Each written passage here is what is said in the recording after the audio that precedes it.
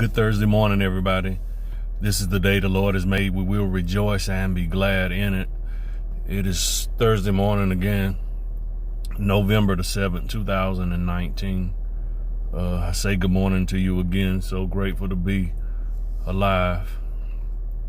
This morning, real quickly, when I got in last night, and not just last night, but the last 2 or 3 days, been noticing a lot of R.I.Ps on my wall on Facebook and also Instagram. So we send out our condolences and prayers to everybody who is experiencing loss, of loved ones and things like that in this season of your life. We especially sending out our prayers to our brother Bruce Freeman, one of the great musicians in our area, a humble man of God, just very, very well known in our area.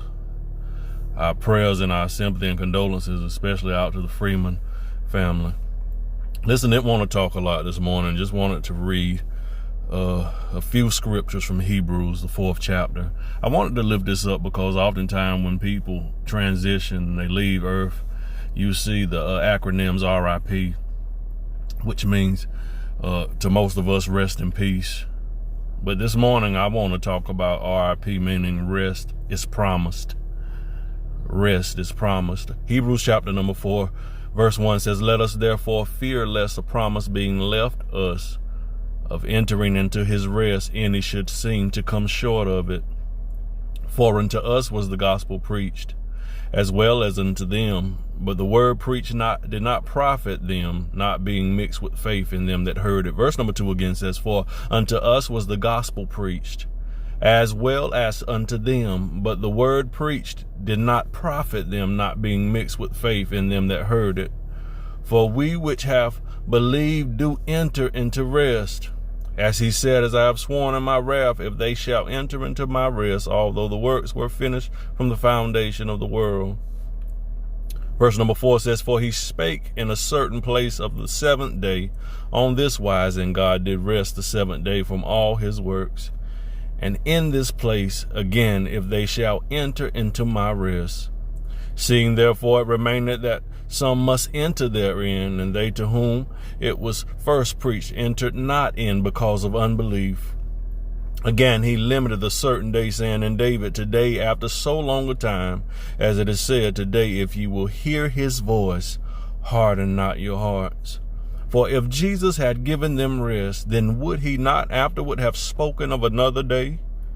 Verse number 9 says, "There remaineth therefore a rest to the people of God. For he that is entered into his rest, he also hath ceased from his own works, as God did from his. Let us therefore labor to enter into that rest, lest any man fall after the same example of unbelief." So in your own leisure time, if you could and would, please allow God to minister Hebrews chapter number 4 unto you. So I wanted to simply say to you this morning, people of God, that rest is promised to us. Again, we can toss around the rest in peace to everybody under the planet, but we believe as believers that Jesus came and he died and he rose, that we could have this rest that folk talk about. And I say unto you again, to all you families, to hold on to God's unchanging hand. Yes, tears will come, but as we often say, Psalm 126 and verse number 5 says, "They that sow in tears shall reap in joy."